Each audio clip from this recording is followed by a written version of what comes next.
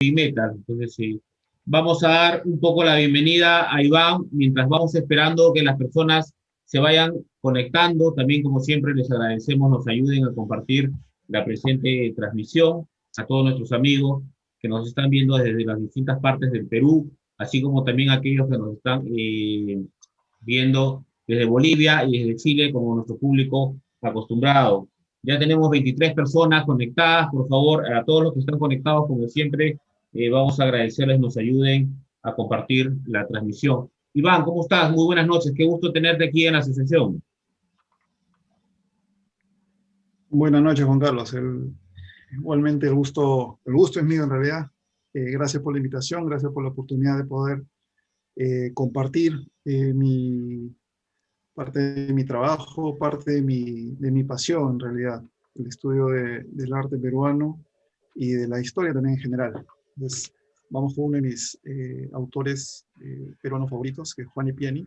Espero que les agrade la presentación y sobre todo que se aprenda un poco sobre, conozcamos a este artista Muy, nacional. muy bien, perfecto, Iván. También tenemos esta noche, como es de costumbre, a nuestro amigo y miembro de la asociación, el señor Gary Martín Osorio Soto. Gary, ¿cómo estás? Muy buenas noches.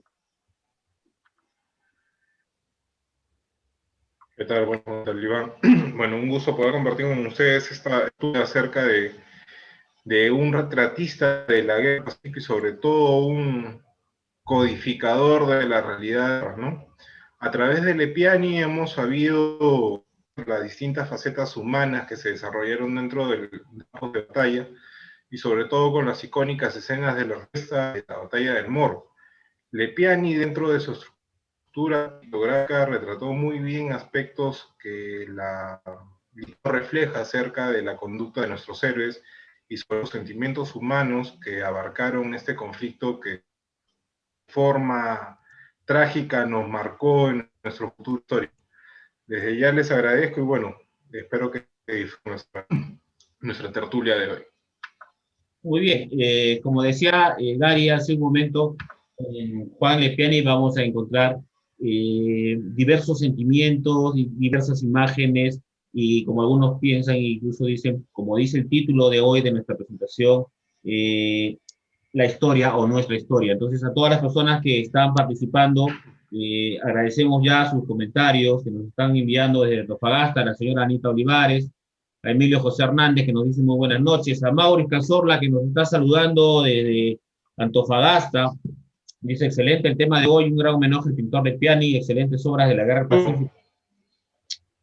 Jaime Trujillo también desde la Asociación de la Creación Histórica de Lima, saludos de Lima, dice, un fuerte abrazo también para Jaime que nos acompañó en su momento y a nosotros.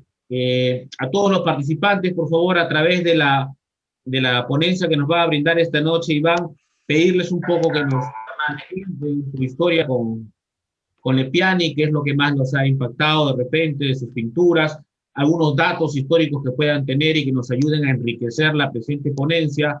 Y como les decía hace un momento, ayúdenos a compartir, que es la mejor forma de difundir un poco de nuestra historia, un poco de la cultura y evitar que en el futuro sucedan algunos casos errores que se dieron a lo largo de nuestra historia republicana. Muy bien, sin más que decir, vamos a dejar esta noche entonces con el arquitecto e investigador de historia del arte, Iván Pineda, en su presentación de Piani y el arte de retratar nuestra historia. Iván, adelante, el público es tuyo. Gracias, Juan Carlos. Muy buenas noches con todos. Eh, Empecé este trabajo de investigación sobre Juan Lepiani desde muy pequeño en realidad. El conocimiento, el alcance de sus obras lo tuve prácticamente desde niño. Dejó una huella muy, muy, muy particular en mí, y aunque en realidad no supe quién era el autor de esas obras, sino hasta bastantes años después, eh, quedaron grabadas en mi memoria hasta ahora. Entonces, ese recuerdo, esa perduración de las imágenes es lo que me ha llevado a trabajar sobre Juan Lepiani ya cuando empecé a estudiar la maestría de Historia del Arte. Me di con muchas, muchas sorpresas, también muchas dificultades al hacer la investigación, pero ha sido muy gratificante también el descubrir muchos elementos que han ayudado a construir el arte de Lepiani en sí.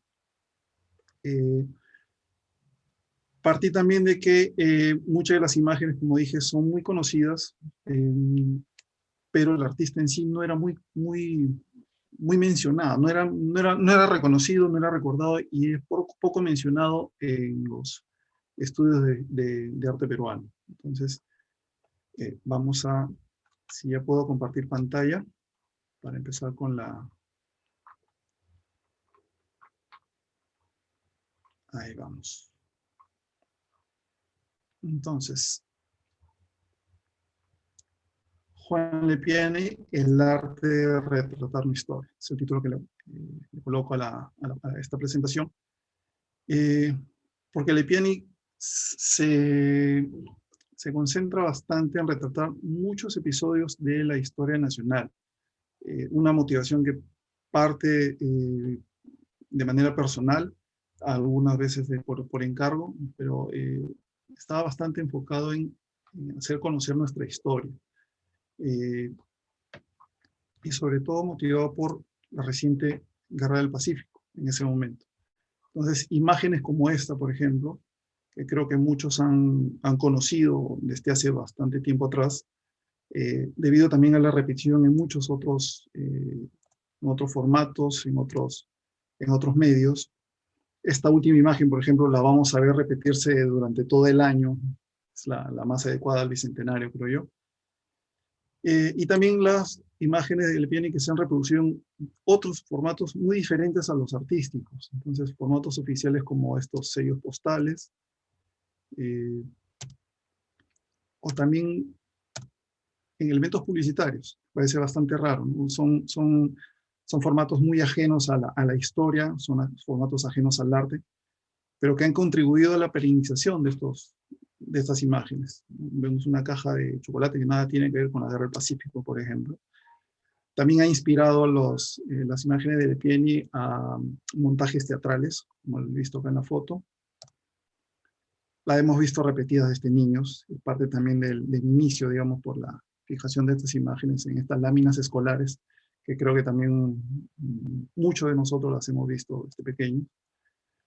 Y también ha inspirado otros formatos visuales y artísticos como es el cine, en el caso de esta película Gloria del Pacífico, donde recrean las imágenes que Lepiani plasma en sus telas, o la reciente serie El Último Bastión, que ahorita acaban de estrenarla en Netflix, por ejemplo, donde también hace una recreación de la pintura de la proclamación de la independencia, que la vimos hace un momento.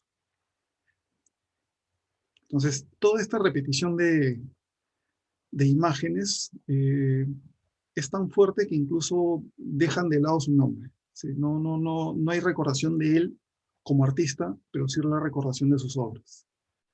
Entonces, ese grado de reproductibilidad de sus obras ha logrado que estas mantengan ese estado de vigencia, inconsciente a veces, pero perdurable. Precisamente la obra pictórica de Lepiani ha sido y sigue siendo una de las más difundidas a nivel nacional. Se utiliza para ilustrar textos de toda índole, textos escolares, textos académicos, los cuales finalmente logran el objetivo inicial que tuvo Lepiani al empezar a hacer estos trabajos, ¿no? Que era el difundir la historia nacional y ayudar a crear una identidad, logrando esto con su trabajo masificado. Entonces, conozcamos algo de la vida y algunas de las obras de Lepiani. El nombre completo del artista es José Juan de Dios Mateo Osvaldo Botaro Lepiani Toledo. Muy acorde a la época, un nombre larguísimo. Nacido el 20 de septiembre de 1864 en Lima. Desde muy joven demostró sus dotes artísticas, empezó a estudiar pintura con un maestro italiano casi desconocido, no se ubica en los estudios de arte actuales, llamado Guido, y con el español Ramón Muñiz, que también fue maestro de otros artistas como José. También estudió arte con Francisco Macías, dedicándose a la pintura de corte histórico académico. Entonces, empieza su producción artística en 1891, ya con 27 años de edad, precisamente con una tela histórica. la respuesta de Bolognesi. Empieza a forjarse la memoria visual de la guerra. Lepieni se basa para hacer este trabajo en el testimonio de 2 testigos presenciales del hecho. No sé si pueda verse con el puntero, no, creo que no. Los tenientes coroneles Manuel de la Torre y Roque Sáenz Peña, que están presentes en este cuadro y estuvieron presentes ese día, el 5 de junio de 1880.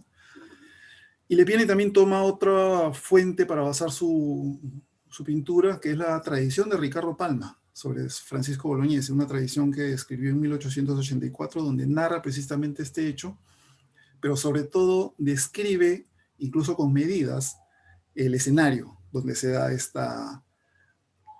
este hecho histórico.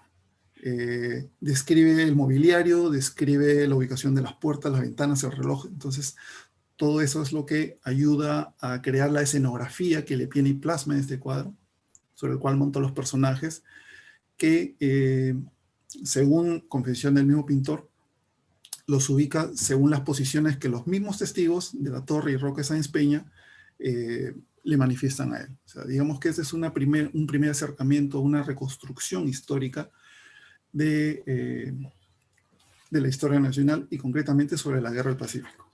Esta sería la primera, pero no sería la única.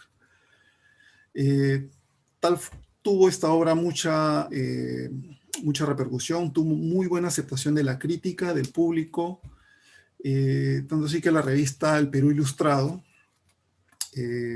organizó una rifa, donde el premio era justamente este lienzo. Entonces, debido a esa primera pequeña fama que obtuvo Lepieni, debido al éxito de esta pintura, es que obtiene una beca para continuar con sus estudios artísticos en Europa.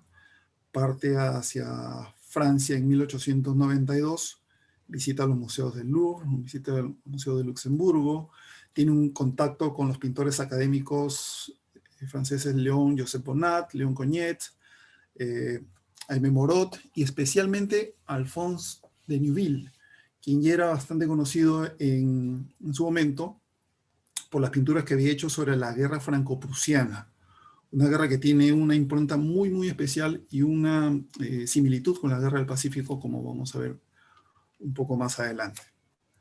Entonces, producto de ese primer viaje, que bueno, fue un viaje lamentablemente acortado por motivos de fuerza mayor, sus padres fallecieron en 1893 y Juan Lepieni tuvo que regresar a Lima.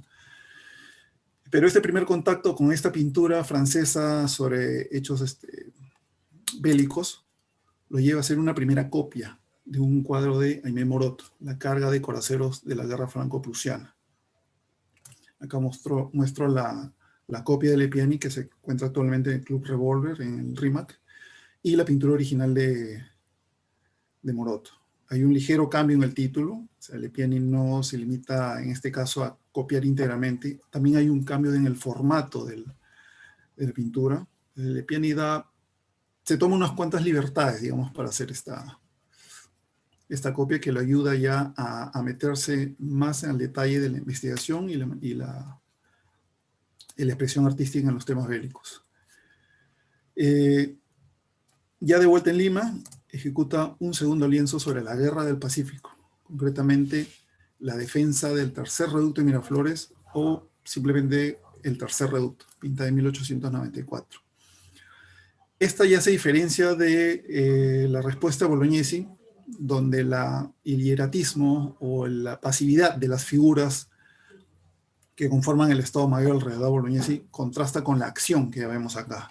Y hay una acción donde vemos ya a los dos bandos enfrentándose, los peruanos en primer plano, con vestimenta uniforme azul, escarpines blancos o uniforme azul y rojo, y los chilenos que apenas se ven al fondo, combinados entre el polvo del terreno y los polvorazos de los disparos. Entonces, ya hay una primera carga dramática en esta obra ya al retratar la pintura y sobre todo, al retratar el momento, perdón, y sobre todo porque no se trata del ejército regular, sino que es el ejército de reserva, conformado por civiles. El drama culminante, digamos, de esta pintura está en el personaje central, que lo pueden ver ahí sobresaliendo con los brazos extendidos hacia arriba y con el kepi en la mano. Se trata del abogado limeño Narciso de la Colina, quien era el comandante de este sector de la línea de Miraflores, quien está solicitando auxilio, está solicitando los refuerzos que nunca llegaron. Entonces Lepiani plasma acá el momento preciso en el que se decide erróneamente y la derrota en la batalla de Miraflores y con ello la caída de Lima. Viendo el cuadro con mucho más detalle, hay interacciones de varios otros personajes, hay pequeñas historias, digamos, que se cuentan dentro de toda la trinchera acá plasmada. Varias de estas historias están contadas en el corto del Código Lepiani, que ha sido compartido en la página de la asociación hace unas horas. Los invito a que lo vean, es muy interesante. Y con eso Lepiani empieza, digamos, a meterse, a inmiscuirse mucho más en el estudio de la pintura de la guerra, pero sobre todo a crear imágenes. A crear imágenes, una memoria que nos hacía, una memoria visual que nos hacía falta. En este mismo año hay otro hecho histórico importante, no traumático como la guerra, pero sí importante, pero que también deja otra marca, otra impronta en la vida de Lepiani. 1894 empieza la guerra civil entre el presidente Cáceres y el eterno revolucionario Nicolás de Piérola. Lepiani es testigo de esta guerra civil como tal. El resultado de la guerra es, tras el ingreso de las tropas de Piérola a Lima, Cáceres dimite, Piérola asume el poder, y Lepiani plasma precisamente el ingreso de Piérola con sus montoneras. Este cuadro tiene una muy buena recepción también por parte del público, pero especialmente por el entorno cercano a Piérola, quienes conforman una comisión y terminan comprándole el cuadro a Lepiani para luego obsequiárselo a Piérola. Se gana el favor de este entorno, este nuevo entorno político, a tal punto que nuevamente es contratado para hacer un retrato de Nicolás de Piérola. Este es posiblemente el único retrato que Lepiani haya hecho de un presidente peruano. Y algunos estudios sugieren que este acercamiento de Lepiani con el entorno de Piérola, su propia afiliación política haya sido pirolista, pero es una línea que se abre nueva para investigar. Lepiani no se detiene en la producción histórica solamente, también realiza cuadros de pinturas de género, como pinturas religiosas, como esta llamada La oración en el huerto, que lo llevó a ganar el primer lugar del premio de pintura Concha en 1897. Un premio que le cayó bien en su momento porque, a pesar de ese nexo, de ese roce que tenía, digamos, con la élite política pirolista del momento, no estaba desarrollando muchos trabajos. Llegó un momento incluso en que pensó cambiar de oficio. No estaba trabajando mucho en pintura, trabajos ocasionales en cuanto a pinturas por encargo, estuvo trabajando en la restauración de la Catedral de Lima, pero no, ya estaba casado, ya tenía algunos hijos, ya había formado una familia, entonces tenía varios problemas que afortunadamente el premio que ganó con esta pintura ayudó a resolver, pero sobre todo lo ayudó a enfrentar su siguiente y más ambicioso proyecto hasta esa fecha, que es el siguiente cuadro mi favorito. El último cartucho. Es uno de los más conocidos. Juan Carlos lo sabe perfectamente. Hay una copia en la Municipalidad de Tacna de esta obra, esta magnífica obra. El lienzo es enorme, mide casi 3 por 5 metros. Los personajes están retratados casi a escala real, lo cual genera el efecto de hacer que el público se inmiscuya en la acción. Y a diferencia del lienzo histórico inmediato anterior, el tercer reducto, donde veíamos a las tropas enfrentadas, pero a cierta distancia, acá ya las vemos entremezcladas. Entonces el drama del combate ya se convierte en violencia. Entonces es otro elemento que Lepiani va añadiendo al cuadro. Para hacer esta obra tuvo que solicitar permiso al gobierno peruano para viajar a Arica, que en ese momento era una zona ocupada, Viaja en julio del 1898.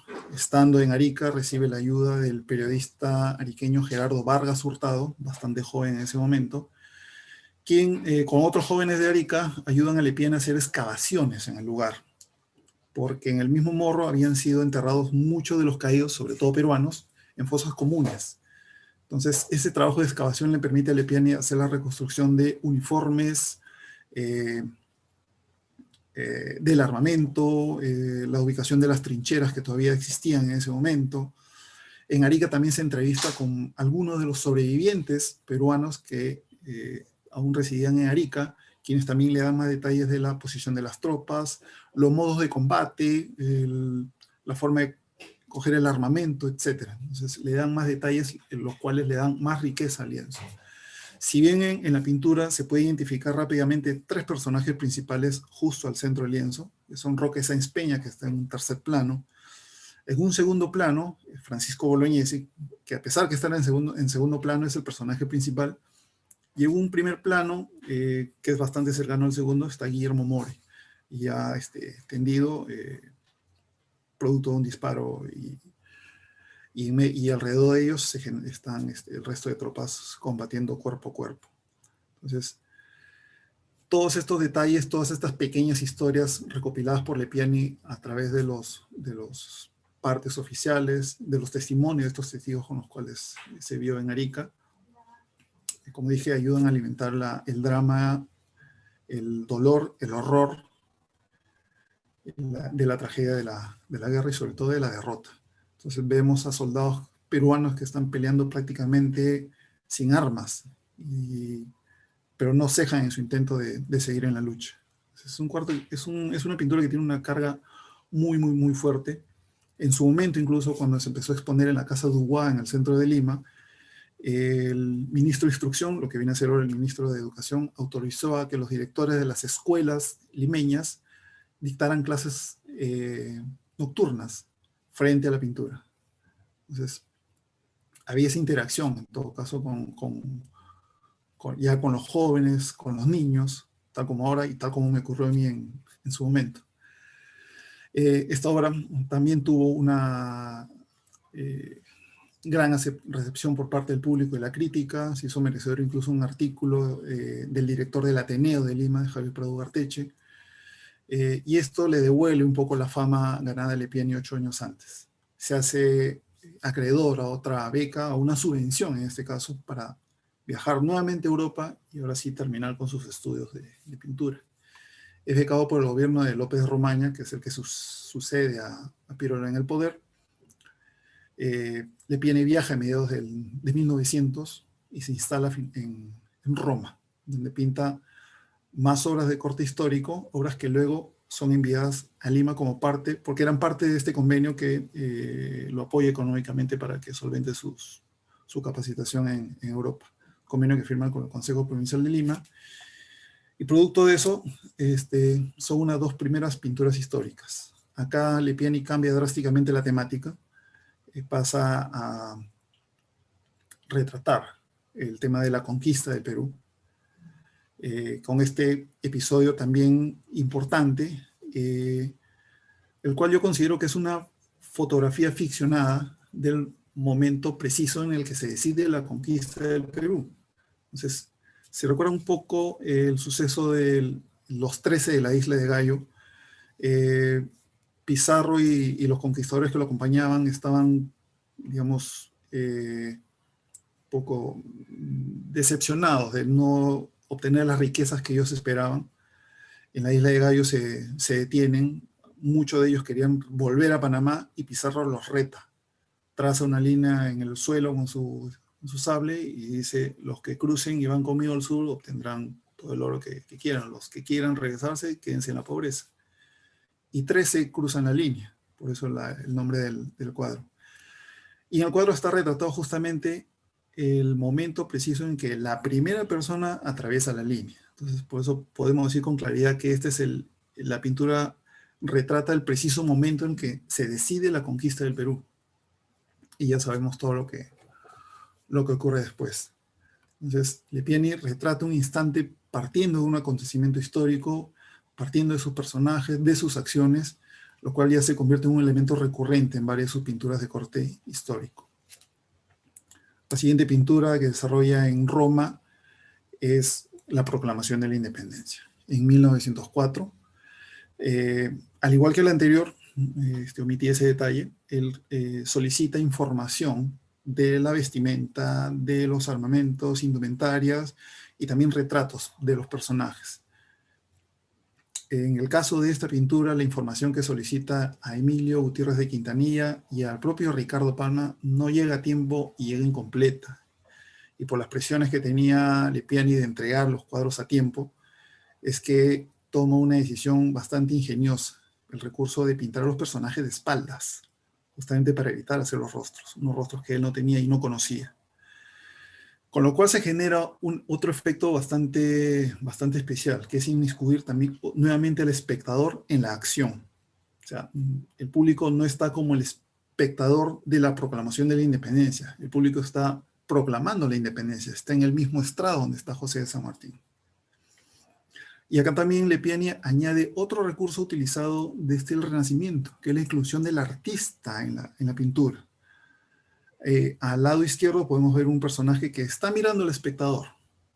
Es el mismo Juan Lepiani que se ha pintado en el cuadro. Durante algunos años Lepiani sigue trabajando, haciendo pinturas por encargo. Le enseña a sus hijas nacidas en Roma el oficio del arte. Se dedica a hacer copias de los maestros clásicos, tiene el privilegio de pasearse en los museos italianos y conocer en vivo y en directo las obras de Tintoretto, Tiziano, Rafael y Caravaggio.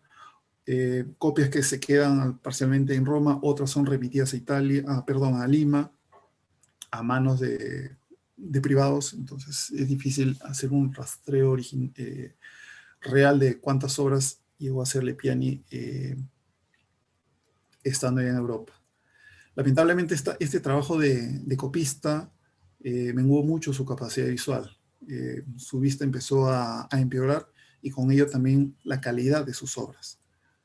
Entonces, estos son dos ejemplos más de copias hechas por Lepiani, copias del Amor Sacro y Profano de Tiziano y David con la cabeza de Goliat. Arriba pueden ver las pinturas originales y abajo las copias. Ambas copias pueden ser apreciadas en Lima o podrán ser apreciadas nuevamente en Lima cuando reabra el Museo de Arqueología en Pueblo Libre. Son copias de muy buena calidad, de muy buena factura, propio de trabajo de Lepiani en esos primeros años en Roma. Cuando él retoma la labor de retratar episodios de historia peruana, coincide con las fechas donde se celebraría el centenario de nuestra independencia. Sin embargo, el lienzo, digamos, más cercano a esta fecha que realiza es el de la captura de Atahualpa. Lo hace aproximadamente en el año 1920. Es un lienzo que tenía en proyecto desde el año 900, que no lo hizo por la falta de información, que justamente dije hace un momento, que nunca llegó en este caso por el lienzo. Entonces Lepiani recurre a otras soluciones, digamos, para resolver el tema. Primero que esta pintura es mucho más pequeña que las anteriores. Deja un poco de lado el verismo histórico que caracterizaba sus obras anteriores para recurrir a convencionalismos que eran propios ya de los grabados que acompañaban las primeras crónicas de la conquista. Entonces pueden ver adelante el séquito que acompaña a Atahualpa, personas desnudas o semidesnudas y ataviadas con plumas, o sea, muy alejado de la vestimenta de un habitante de Cajamarca, ¿no? Que es donde ocurre este hecho. Sin embargo, el Inca Atahualpa sí está retratado de una manera un poco más cercana a la veracidad histórica. Desprovisto de las joyas con las que usualmente recrean al Inca, desprovisto de esa mal llamada corona, cuando en realidad Mascapache es un elemento mucho más sencillo, la borla roja, y curiosamente está acompañado de una bandera multicolor. Entonces, yo creo que el análisis de esta obra podría conllevar a más discusiones en torno a que si el Tahuantinsuyo tenía o no una bandera multicolor. una bandera que se atribuye mucho menos años de lo que se cree. Se ubica incluso su origen en la época de la reforma agraria, pero en el caso de Lepiani está mostrando una bandera multicolor 50 años antes. Entonces, creo que esa es otra línea de investigación que se abre justamente a raíz de estos trabajos. La siguiente pintura es más acorde a la celebración del centenario. Es una obra bastante sencilla, llamada La Conferencia en Punchauca. Es un momento en el que San Martín se entrevista con el virrey La Serna y prácticamente deciden la ocupación de Lima para la posterior proclamación de la independencia.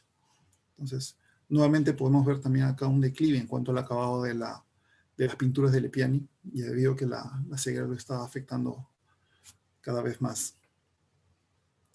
Curiosamente, la última pintura de corte histórico que hace en Europa cierra el círculo abierto con la primera pintura de corte histórico. Este es el momento culminante de la batalla de Arica, el salto mítico de Alfonso Ugarte, y digo mítico porque históricamente no se ha comprobado aún que haya ocurrido. No voy a entrar en discusiones y polémicas sobre si saltó o no, no es la línea de esta ponencia. Pero sí, Lepiani alimenta la polémica justamente al usar mucho de los convencionalismos de la época relacionados al personaje de Ugarte. Un caballo blanco, en una pose poco realista.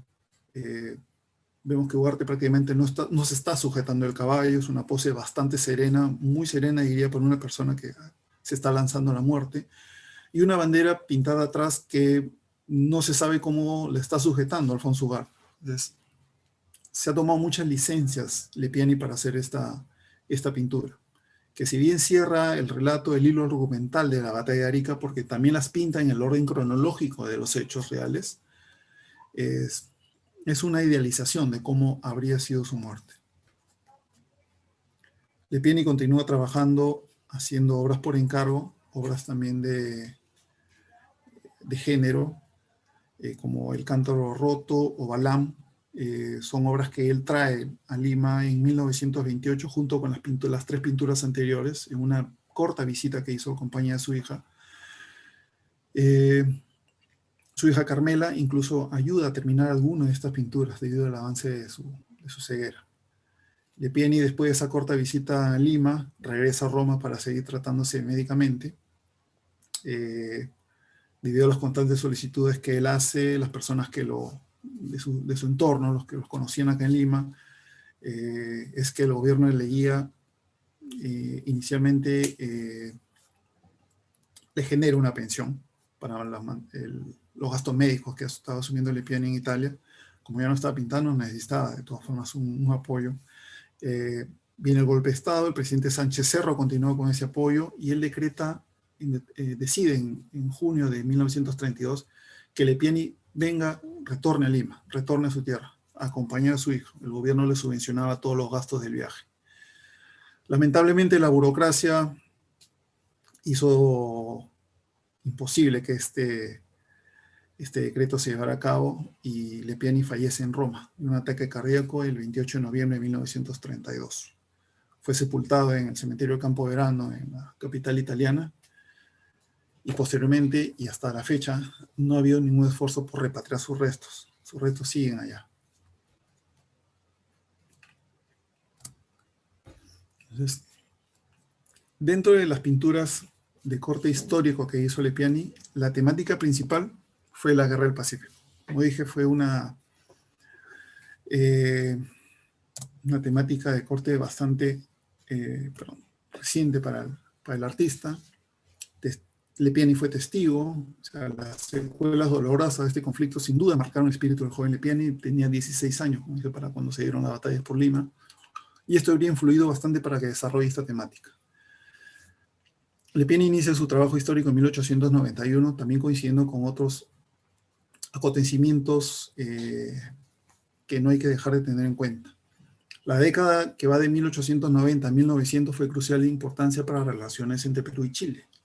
Se inicia con un gesto considerado de buena voluntad por parte de Chile, porque en ese año ellos devuelven los restos de Miguel Grau. Entonces, el tono beligerante de muchas publicaciones, discursos públicos y el comentario en la calle en contra de Chile baja su tono un poco a partir de este gesto. Y mantiene, digamos, ese tono más, más cauto, más cordial incluso, fomentando una concordia entre ambos pueblos, porque además había un objetivo que había que lograr en esa década. En 1894 es cuando se cumplían los 10 años estipulados por el Tratado de Ancón y donde debería haberse dado el plebiscito para el regreso de Tacna y Arica, plebiscito que nunca se dio. Pero digamos que las intenciones de la diplomacia peruana, del discurso oficial en general era: vamos a estar en buenas relaciones con Chile para que todo esto ocurra de la mejor manera. Entonces, este tipo de ánimo, este cambio de ánimo también influye en las publicaciones, tanto literarias como también las musicales y también las pictóricas.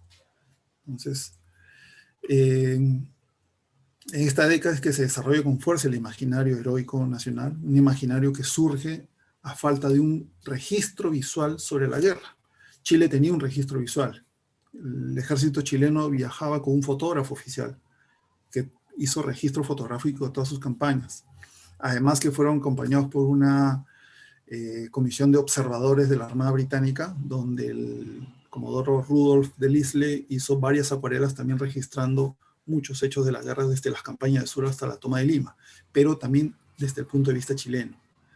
Entonces, en el punto de vista peruano no existía ese registro gráfico, más allá de las fotos que tomó Curret luego del saqueo y destrucción de Chorrillos. Entonces, este imaginario se desarrolla a través de la literatura, la música y el arte, cada uno contando con su propio medio de expresión y una constante retroalimentación, como vimos en el primer ejemplo de las obras de Lepiani, donde él recurre a una tradición de Ricardo Palma para hacer su primera pintura de corte histórico. Entonces, estos primeros dibujos que estoy mostrando acá aparecen, ya muestran a los protagonistas en las acciones bélicas propiamente hechas. Se publican en libros como Episodios Nacionales de la Guerra, Cuadros Históricos, o en la revista El Perú Ilustrado, que es justamente la revista que apoyó a Lepiani en el momento que hizo la respuesta. Otra influencia importante en la obra de Lepiani, ¿qué pasó? Nos fuimos para atrás. A ver.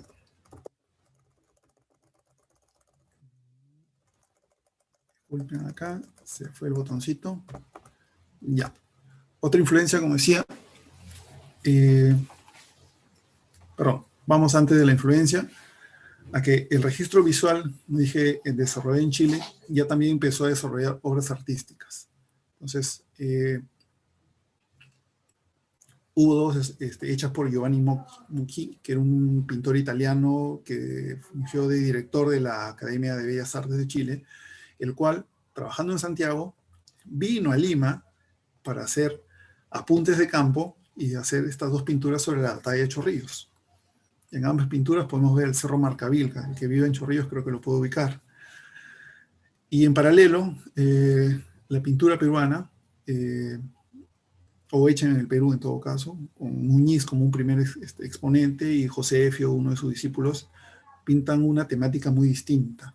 Entonces, la pintura, la expresión pictórica chilena muestra orgullosa sus logros militares y sus victorias, y la peruana más bien era de denuncia ante los atropellos cometidos por esta tropa victoriosa, el ejército enemigo. Entonces, se ve el contraste entre ambas miradas. Este es otro elemento también que Lepiani tiene en cuenta, porque con el cambio de década es que viene este cambio también de actitud. Entonces, otra vez, ¿qué pasó? Debido a los viajes que hizo Lepiani a Europa, el viaje que hizo a Europa en 1890 y el conocimiento, este contacto con las obras de Alfonso de Neuville principalmente, es que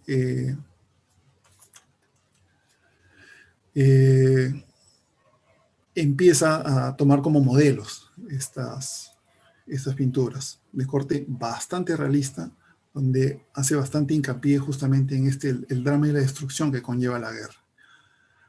O sea, hay un vínculo artístico entre Lepiani y Neuville que es, creo yo, bastante evidente, pero también Lepiani establece un vínculo afectivo mucho más potente.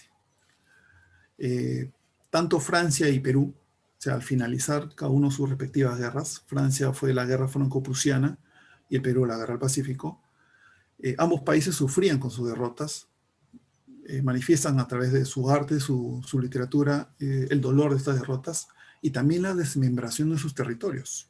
Entonces, es la coincidencia que Francia pierda Alsacia y Lorena y Perú pierda Tacna y Arica en situaciones similares. Entonces, estamos hablando de provincias cautivas en el caso de ambos países. Y eso es justamente lo que conlleva a Lepiani a desarrollar estas pinturas. Todo el contexto anterior es el que engloba el desarrollo de estas pinturas.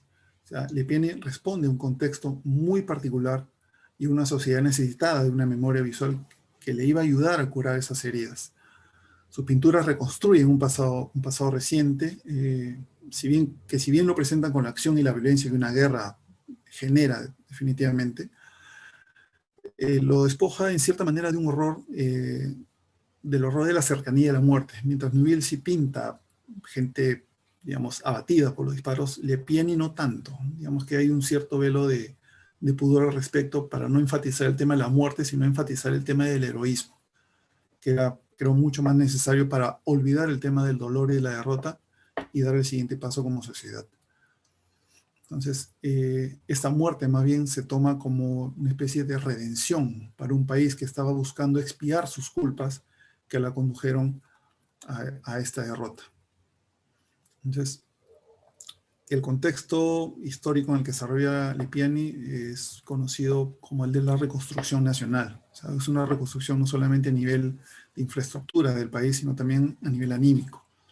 De ahí también la gran carga de nacionalismo y reivindicación patriótica luego de la debacle de la guerra. Este nacionalismo ha hecho que su obra trascienda a través de las generaciones que se han alimentado estas pinturas, forman parte de la educación y la cultura cívico-patriótica, y es una obra que también es tomada como un elemento que ayuda a difundir la identidad nacional.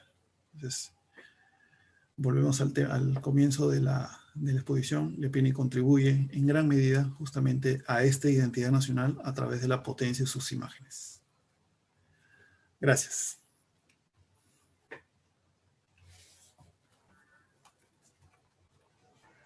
Muy bien, Iván, muchísimas gracias por tu ponencia. Creo que ha estado bastante interesante, clara. Yo me he quedado por momentos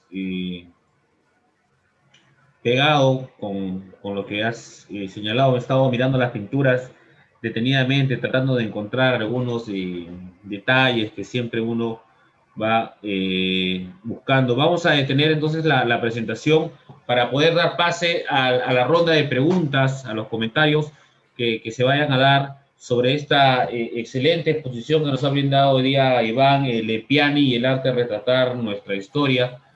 Algo que tenemos que reconocer es que Iván ha venido con toda su portátil, todos están presentes alentándolo y apoyándolo. Creo que eso es muy bueno. Un saludo entonces para todas las personas que han estado apoyando a Iván, a Benabel Barbosa Pineda, que nos dice saludos desde Chiclayo, toda la familia de Chiclayo lo está mirando, a Iván, a doña Sofía Amparo Pineda, ¿no? A Isabel Pineda de Zambrano, y a todos los amigos, familiares y demás que han estado esta noche apoyando esta excelente ponencia de Iván. A Iván yo tuve el gusto de conocerlo por las redes sociales. Recuerdo que estaba yo peleándome con alguien respecto a la batalla del Alto de Alianza y Iván ingresó a hacer unos comentarios muy precisos y desde siempre lo he visto metido en esta lucha pues incesante que tenemos en el Facebook, en los diversos grupos. Creo que yo pertenezco como a 10 grupos que hablan sobre la guerra y en todos hay una nueva guerra y siempre lo he visto a Iván ingresando a capitular o a dar información muy certera, creo que muy vinculada a lo que estábamos hablando hace un momento en el trabajo de Lepiani, ¿no? Acerca de crear la identidad, que necesita este país. Hay una pregunta que yo quisiera empezar antes de darle el pase a Gary, que hace el señor Wilber Abanto Quiroz, que me pareció muy interesante. Él decía, ¿por qué consideras o por qué creemos que la obra de Piani es tan trascendental? Es decir, la vemos en todos los libros de historia. ¿Quién no ha visto una obra de Lepiani? Pero la pregunta es, ¿por qué su obra ha sido trascendental en la historia del Perú, pero el nombre de Juan Lepiani no ha corrido la misma suerte? ¿No? No ha tenido la misma suerte, es decir, no todos pueden decir cuando ven un cuadro como el de La Respuesta o como el del Último Cartucho, esta obra es de Lepiani. ¿Por qué? Porque su obra sí la tenemos marcada en la memoria, pero su nombre no, ¿no? Esa es la pregunta que nos hace entonces Wilber Abanto, ¿no? ¿Qué podríamos opinar o decir en ese sentido, Iván?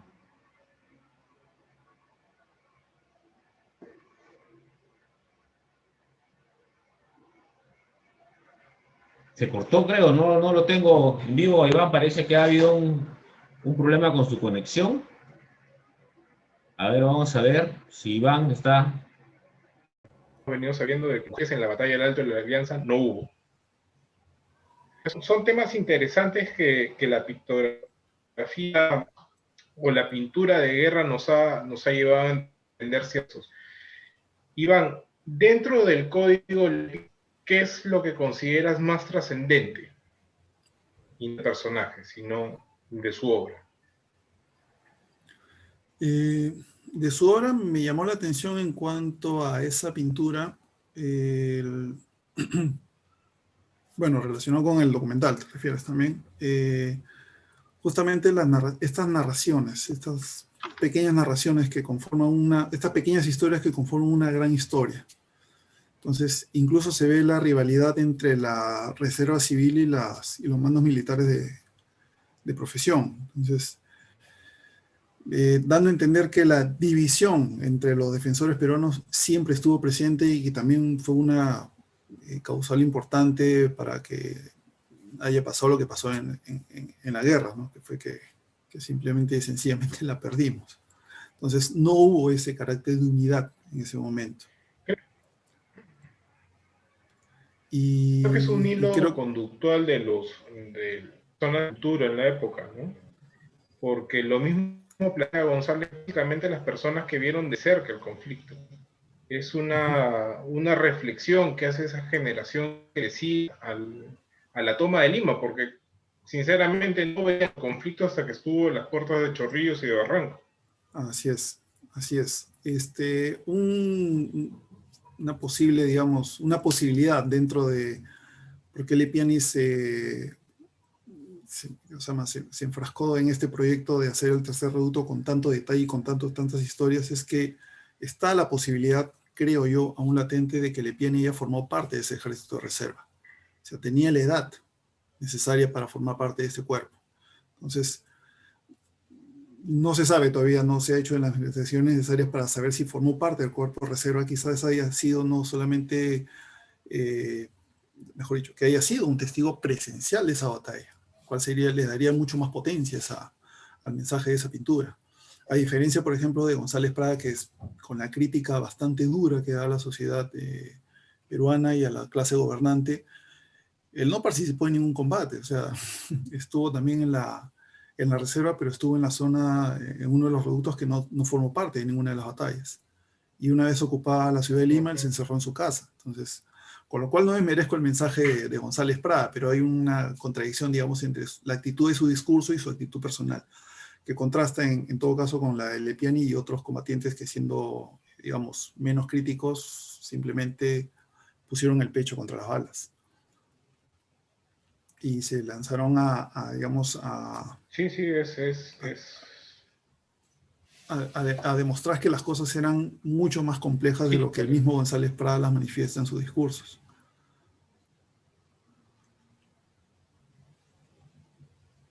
Muy bien. Al respecto de lo que tocabas en la visita de Lepiani a Vargas, para poder contextualizar un poco lo de la batalla, creo que Lepiani no visita Arica en ese contexto. Hay dos referencias del del mismo su parte, inclusive una ceremonia que se bienvenida por los residentes peruanos en Arica.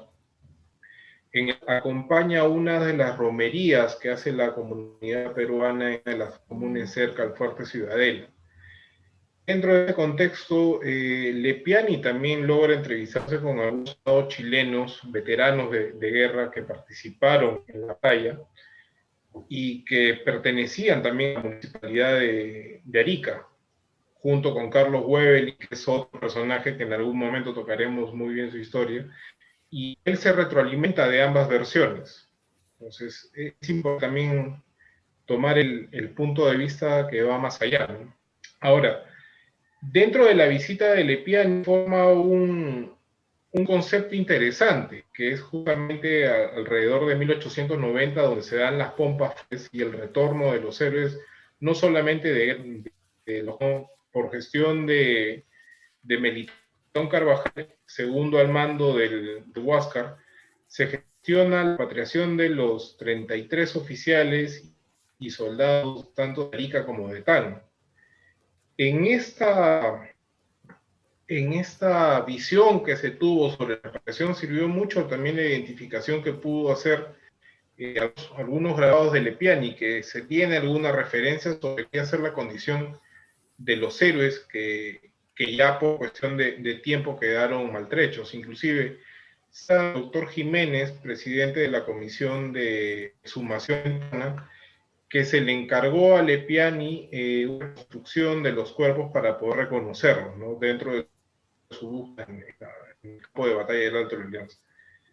Entonces, hay una visión interesante, tanto de la necesidad tanto de retratar los momentos históricos, como de servir como un mensajero de identidad nacional, que bueno, se tuvo una idea de nación gracias a los cuadros de Lepiani, porque probablemente los factores políticos nos llevaron a un conflicto de identidades nacionales en el Perú en el futuro, que no se supo aprovechar. El mensaje de Lepiani sigue siendo potente a nivel pictórico y que muchas veces no se ha tomado en consideración.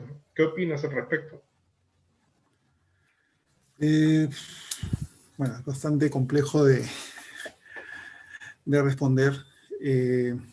Por cuanto primero que el arte como tal responde a un contexto y una situación bastante particular, sin dejar de lado tampoco la postura personal del artista. Entonces, en ese sentido, a ver cómo lo pongo en contexto. Creo que principalmente la recepción de las obras de Lepiani dentro de digamos, como contribución a esta identidad nacional, creo que primero lo ayuda, aunque no parezca, el formato. O sea, es una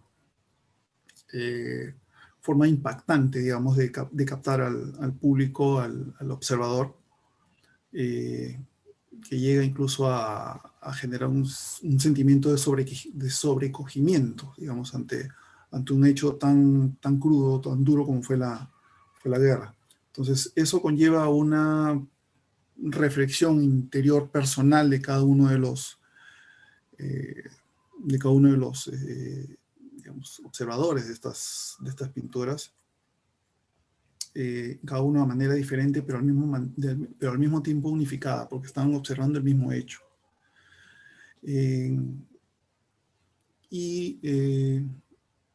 Ayuda también, o ha ayudado también a que justamente esta sociedad, como dijiste minutos antes, la sociedad limeña que no estaba inmiscuida en el tema de la guerra, realmente tenga un segundo momento de impacto. Si bien el primero fue la guerra propiamente dicha, el segundo fue justamente el regreso de estos sobrevivientes, de estos veteranos, el regreso de los restos de los héroes principalmente, y creo que considero que el de Miguel Grau, un héroe que desde el momento en que, digamos, realiza sus hazañas ya era considerado como tal, a diferencia de Bolognesi o de Ugarte, con lo cual tampoco desmerezco los hechos que hayan hecho ellos.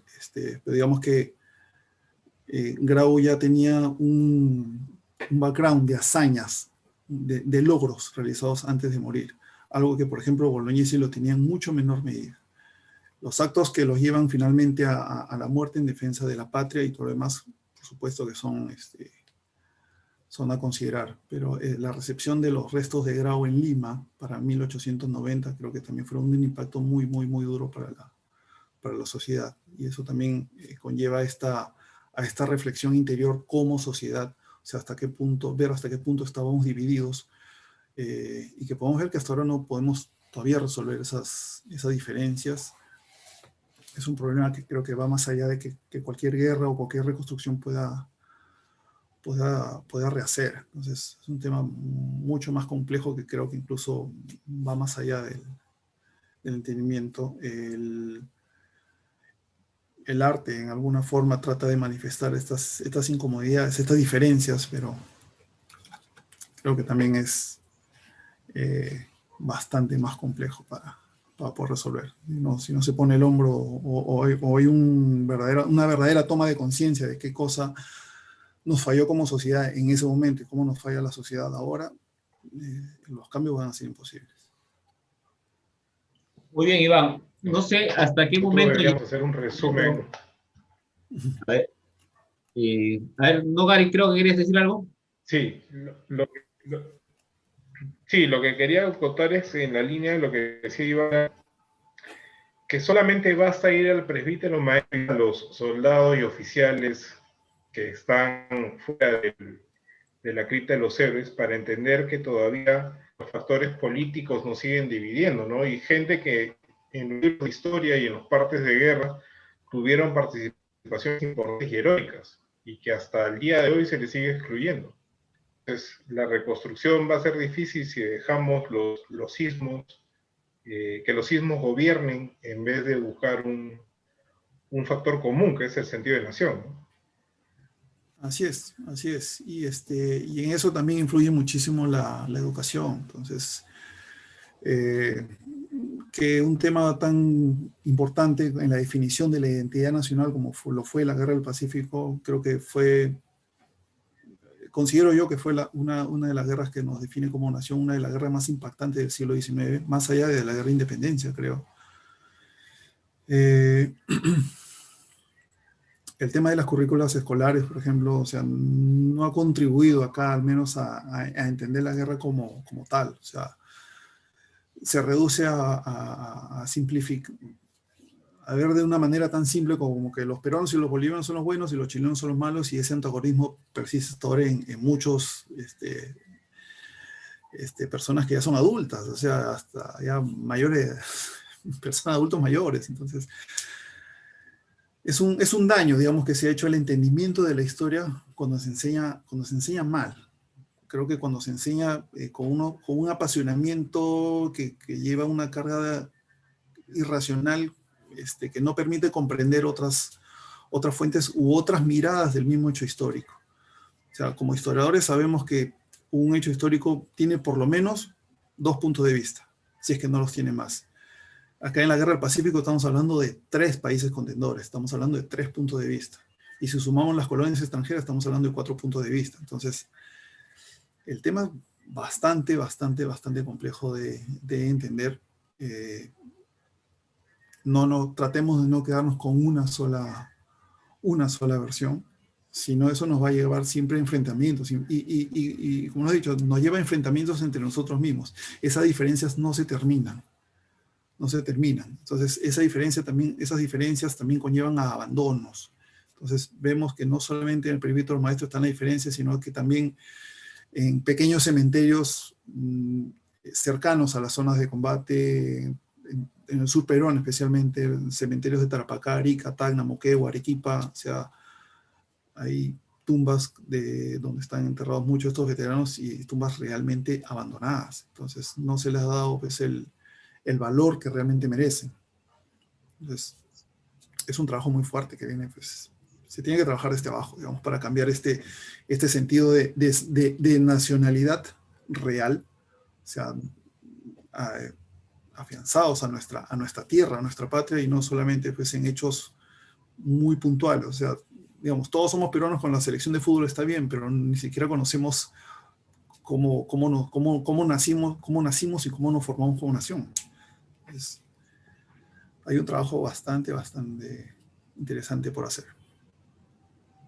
Sin duda que hay un trabajo muy interesante por hacer, a pesar de que han transcurrido 140 años de aquellos fatídicos hechos, y a pesar de que estamos por cumplir 200 años de independencia, ¿no? Y aún hay mucho trabajo por hacer. Una de las preguntas, no sé hasta qué momento llegué yo a hablar, porque en un momento dado perdí la conexión, pero una de las preguntas que se hacían, no sé cómo decía, si se ha respondido, era que la obra de Lepiane había trascendido mucho o trasciende aún en nuestra historia, en la memoria, en el colectivo de las personas.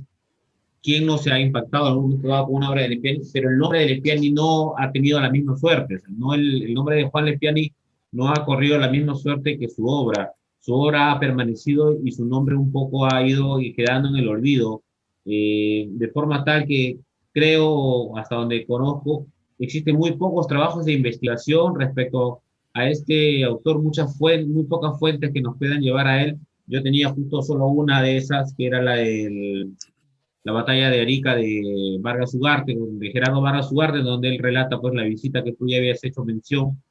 Y después de eso no hay, creo, algunos artículos de científicos, de revistas, algunas tesis doctorales y de maestrías, pero no hay libros en profundidad, ni otras que abarquen el tema de Lepiani como debería serlo, o si existe, Iván, ¿cuál es la realidad del nombre de Lepiani?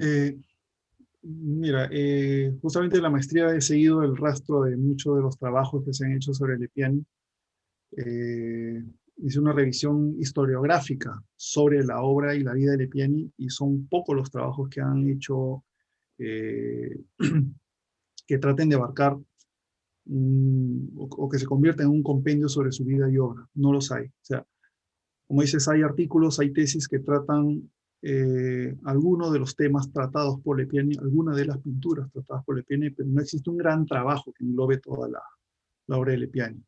Entonces, muy poco no se han investigado, porque todavía creo que ni siquiera se han buscado documentos personales del artista de la década de 1890. O sea, el archivo Lepiani del Mali, que, como dije también momentos atrás, que fue donado por la hija de Lepiani, Carmela, contiene documentos de la estadía de Lepiani en Italia, pero que también tienen muchos vacíos temporales. Pero documentación de estas primeras pinturas, bocetos, por ejemplo, no son inencontrables hasta el día de hoy. Entonces, esto puede explicar y ayudar a profundizar las motivaciones y las experiencias previas de estas pinturas históricas. Entonces, hay un primer gran trabajo de investigación que hacer ahí, casi arqueológico, diría yo. De la misma manera, también no se han identificado, ni autenticado, ni catalogado en su totalidad la obra existente de Lepiani. O sea, se saben, yo también he sabido a través de una de las tesis que tomó como referencia, es que algunas de las obras de Lepiani incluso se han perdido, algunas hasta se han destruido. Entonces, hay algunas acá en el Perú, hay otras en el extranjero, hay otras que no sabemos precisamente dónde están, pero no porque no se le ha hecho un seguimiento ni en su momento. O sea, por último, si no se hizo un seguimiento en su momento, va a ser mucho más difícil hacerlo ahora, casi 100 años después de su estadía allá en Italia. Un estudio que incluya, o un catálogo que incluya todas sus obras originales, o por lo menos partir de las obras originales, porque las copias son, creo que, mucho más difíciles de rastrear. Ni tampoco se ha hecho un estudio biográfico a profundidad sobre el pintor. O sea, más allá de datos que son,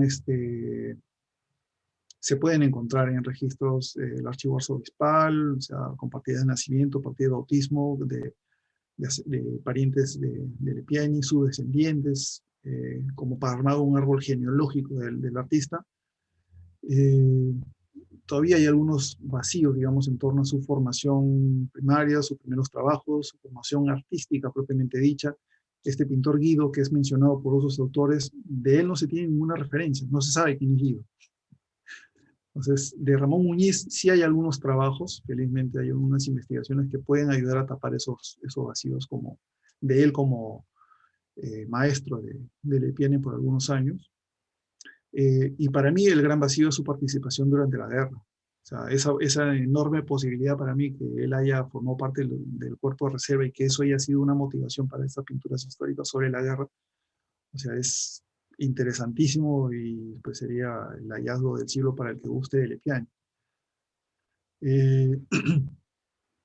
Y del mismo Lepiani se conocen, digamos, pocas manifestaciones a nivel personal sobre su formación, sobre sus motivaciones, más allá de algunas entrevistas y artículos periodísticos. Entonces, una recopilación de estas publicaciones sería relativamente sencillo, pero igual faltan aún muchos vacíos por cubrir.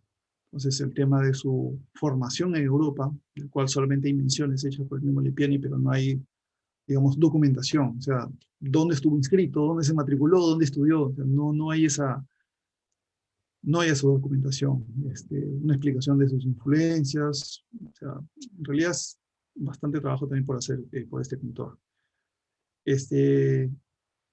Para cerrar la respuesta y un poco con lo que empezaste a mencionar, o sea, las obras de Lepiani, claro, son reconocibles rápidamente, o sea, muy difícil que un peruano ahora no haya visto una obra de Lepiani aunque no conozca el nombre. Entonces, eso lleva a entender que las obras de Lepiani han trascendido, y han trascendido de tal manera que han opacado su propio nombre, lo cual me parece, digamos, puede resultar contradictorio, pero creo, es una prueba de que sus obras han conseguido su objetivo a plenitud. Es cierto, ¿no? Yo, por ejemplo, mientras daba la respuesta pensaba en la personalidad, ¿no? ¿Cuál sería la personalidad de Lipiani? ¿Cuál sería su círculo de estudios, ¿no? A mí, por ejemplo, yo no tengo mucho conocimiento de arte, pero si en algún momento dado me acerqué al arte, por ejemplo, me acerqué a él con Humareda, ¿no? Y todo el círculo de amigos de Humareda y que comienzan a relatar su personalidad, su forma de ser, su total irrelevancia frente a la vida y demás. Entonces, me ponía a pensar un poco cuál fue el círculo intelectual, el círculo artístico de Lepiani, cuáles fueron sus rasgos de personalidad y demás, y veo todo ese vacío que quizás es necesario llenar, ¿no? Hay una pregunta que hace Roberto, dice, Iván, mencionaste un paralelo entre la guerra franco-prusiana y la guerra del Pacífico. Dice, ¿podrías profundizar en ella cómo estos hechos influyeron en el arte histórico peruano del siglo XIX e inicios del XX? Que se podría complementar un poco con lo que dice Jaime Trujillo, que dice, y él tiene una duda ahora, ¿quién es el que pintó, dice, las escenas de los saqueos e incendios de Barranco? Dice, solo una pregunta, nos dice Jaime. Ya, a ver, sobre la guerra franco-prusiana, digamos, el paralelo está bueno, tiene varias miradas. Francia, para ese momento, digamos, que era el país, digamos, que todavía tenía la hegemonía en cuanto a los temas artísticos y por ende al tema de la moda. Entonces, el tema de la moda incluye no solamente la vestimenta casual, sino también los uniformes de guerra. Entonces, los uniformes de guerra, la moda francesa en los uniformes de guerra, también es utilizada tanto por el ejército chileno y por el peruano. Entonces, había, digamos, un primer nexo, un poco, digamos, tomando el tema un poquito a la ligera, digamos, pero es un nexo a considerar. Armamento francés que se utilizó en la guerra franco-prusiana fue parcialmente vendido también y utilizado acá en la guerra del Pacífico, como los fusiles Graz, entonces, por ejemplo. Tácticas guerreras. Piérola, por el contrario, utilizaba el modelo prusiano. Incluso él trataba de implementar en la guerra de trincheras que quiso, a través de los reductos, implementar aquí en Miraflores, era una táctica prusiana. Mal implementada, sí, pero digamos que habían esos elementos de esta guerra, que era la guerra más cercana temporalmente a la guerra del Pacífico. Antes de esta hubo la guerra de secesión norteamericana, que geográficamente nos acerca más, donde también se usó mucho armamento utilizado en la guerra del Pacífico, y antes de ellos la guerra de Crimea. Menciono estas tres guerras, la de Crimea, la de secesión y la franco-prusiana, porque también las tres guerras tienen registro fotográfico, lo cual también es un nexo importante a la guerra del Pacífico, que por lo menos en el lado chileno tiene un registro fotográfico importante. Entonces, tienes el tema de los uniformes, tienes el tema del registro visual, tienes el tema del armamento, tienes el tema de de las tácticas guerreras en combate. Entonces ya hay varios vínculos entre la guerra del Pacífico y la guerra franco-prusiana. Y bueno, también lo que expliqué en una parte, o sea, ese paralelo que se puede establecer entre la Francia derrotada y humillada por Prusia con el Perú derrotado y humillado por Chile. Entonces, ambos países terminan reducidos territorialmente con dos provincias que han sido capturadas por el enemigo. En el caso de Francia terminó bien el asunto porque pudo recuperar sus provincias luego de las guerras mundiales. En el caso del Perú no.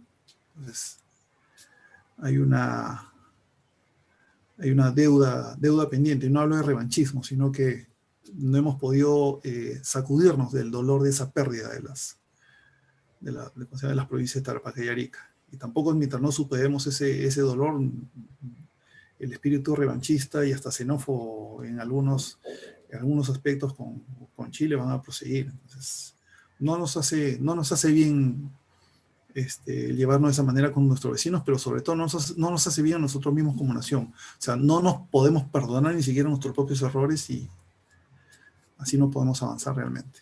Entonces, en el caso de Francia y Alemania, o sea, se han enfrentado muchas veces, o sea, desde justamente la época de la guerra franco-prusiana. Prusia era parte del territorio alemán. Se han enfrentado nuevamente en dos guerras mundiales y sin embargo se llevan ahora de lo mejor. Lo que pasa es que entre Francia y Alemania el comportamiento, digamos, a nivel gubernamental ha sido muy distinto. O sea, incluso a partir del 2006 las currículas educativas de Francia y Alemania están unificadas, lo cual me parece una maravilla. Entonces, en ambos países se enseña la historia de las guerras mundiales desde un solo punto de vista, un punto de vista unificado. Y se enseñan también al mismo tiempo los dos puntos de vista en ambos países. O sea, para que ellos tengan un entendimiento total de qué cosa los llevó a enfrentarse y por qué ya no podrían ser rivales ahora. Entonces, ese conocimiento, por ejemplo, o esa forma de llevar el conocimiento a las nuevas generaciones, a mí me parecería importantísimo aplicarlo acá. O sea, enseñarlas el punto de vista chileno, de cómo ellos enfrentaron la guerra, el punto de vista boliviano, por supuesto, no puede ser dejado de lado, y que en Chile también se enseñe el punto de vista peruano.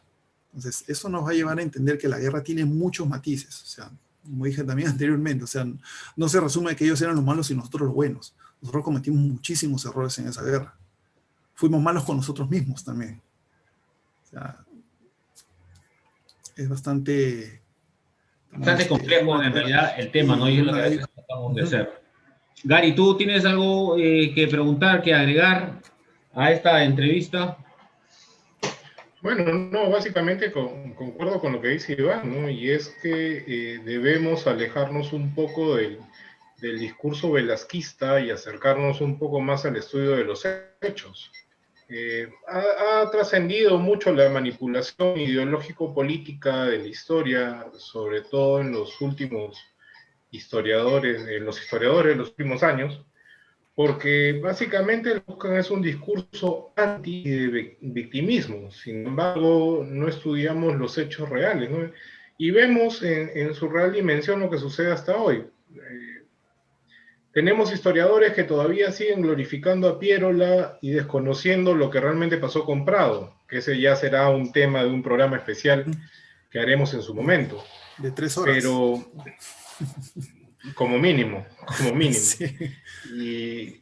Y tenemos todo este tema complejo de un discurso sobre todo de segmentación social, pero que tampoco contribuye a un sentido de unidad nacional, ¿no? Y eso es lo peligroso. O sea, sería interesante de que tanto Chile, Perú y Bolivia nos sentemos a buscar la currícula de los hechos objetivos y no de los discursos patrióticos, que ya tocaremos en su momento acerca de cómo también Chile durante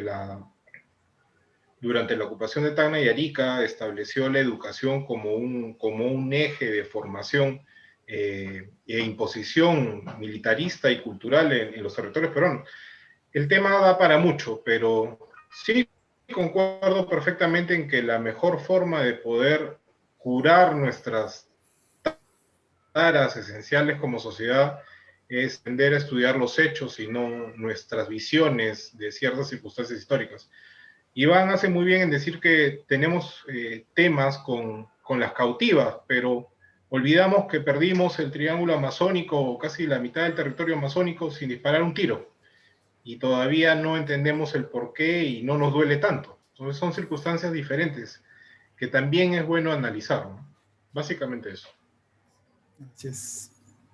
Muy bien, creo que esta noche hemos tratado un tema realmente interesante. Yo me he quedado con algunos datos, por ejemplo, el hecho de que Lepiani se retratara a él mismo en este cuadro de la proclamación de la independencia. Y ahí me quedaba la duda si de repente tú tienes algún dato ahí, Iván. ¿Hubo alguna anécdota, hubo alguna reacción? Se supo mucho después que Lepiani se había retratado a sí mismo en el cuadro. ¿Cuál fue la situación de este hecho tan particular, no? No una anécdota en particular, pero sí algunas menciones en cuanto a los pocos historiadores que han analizado las obras de Lepiani y en concreto la proclamación de la independencia.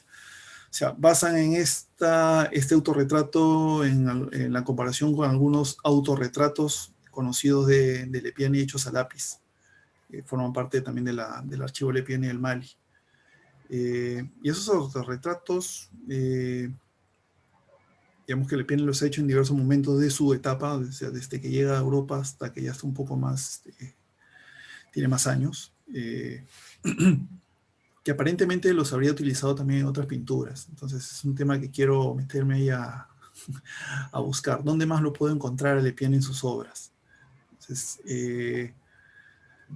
digamos que un poquito para disfrazar esta aparición en la proclamación de la independencia es que se elimina el bigote y la barba que usaba en esa época, en esos años, en ese año. Entonces, pero el resto de los rasgos, tal cual, comparando, como digo, con algunos de los bocetos o dibujos a lápiz hechos de él mismo, las coincidencias son muchas, son muchísimas. O sea, podemos hablar de la misma persona, del mismo personaje.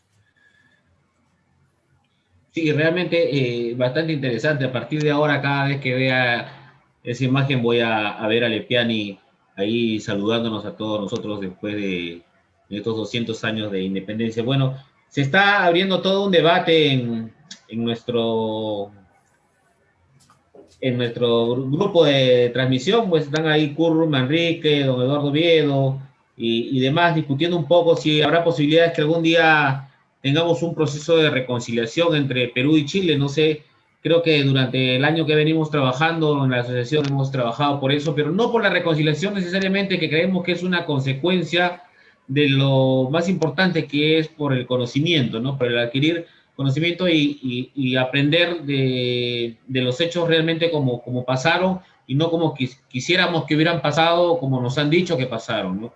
Pues creo que ese es un primer camino. Ya tenemos más de 1 hora y 20 de transmisión. No sé si hay algo más que agregar, Gary o Iván. Queremos agregar algo más para terminar esta buena presentación que hemos tenido esta noche acerca de arte. Creo que va a ser necesario ir un poco incrementando las discusiones acerca del arte, porque creo que nos ayuda mucho a entender las circunstancias y los hechos que ocurrieron en el pasado, ¿no? ¿Hay algo que agregar antes de despedirnos de Iván? Sí, Iván. quisiera agregar algo más. Bueno, agradecer a todos los que nos han seguido, agradecer a La Portátil. Espero que hayan disfrutado escuchando la ponencia como yo dándola.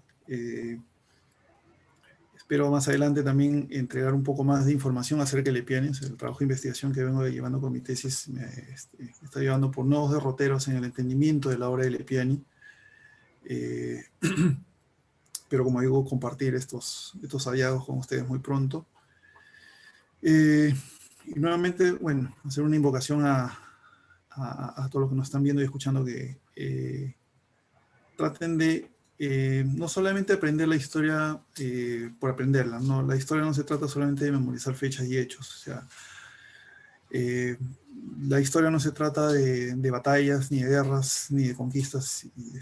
Hay mucho más cosas, y hay muchas cosas más valiosas involucradas, y son los sentimientos.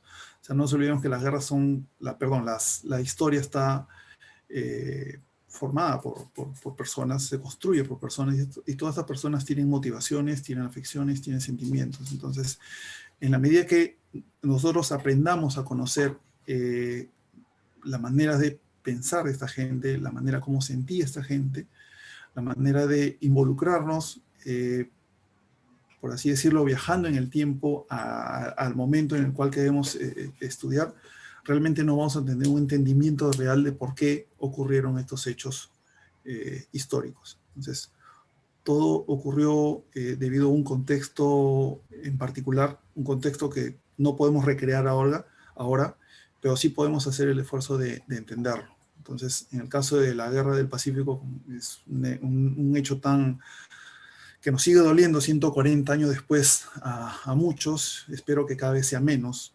Como dije, hay que aprender a perdonarnos y también a perdonar. O sea, una guerra que ocurrió hace tanto tiempo no nos puede seguir manteniendo un rencor hoy en día. O sea, no nos deja avanzar ni como país ni como personas. Entonces, cuídense todos y gracias.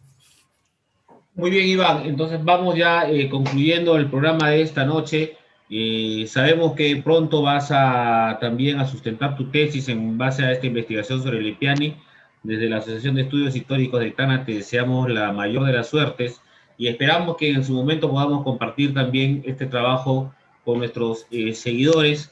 Otro compromiso que me gustaría obtener de ti es que de repente cada cierto tiempo compartas con nosotros un poco de esta historia del arte para poder llevarla a las diferentes personas que siguen nuestra página.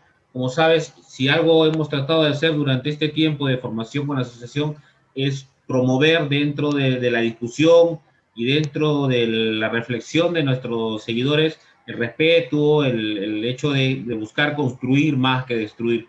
Entonces creo que a través del arte podemos también promover un poco de este conocimiento y de la historia de no solamente del Perú, sino de los 3 países que estuvieron involucrados en esta guerra y que hemos estado involucrados en muchas guerras en realidad, porque hemos peleado juntos en el combate de 2 de mayo y hemos peleado en contra y aliados de diferentes maneras. Cerramos entonces esta noche este programa con Iván. Muchas gracias, Iván, por tu presencia. Muchas gracias, Gary. Gracias. Por tu presencia a todos ustedes. Esto ha sido todo por este mes de febrero. Nos reencontramos entonces en marzo con nuevas presentaciones de la asociación. Muchísimas gracias y buenas noches.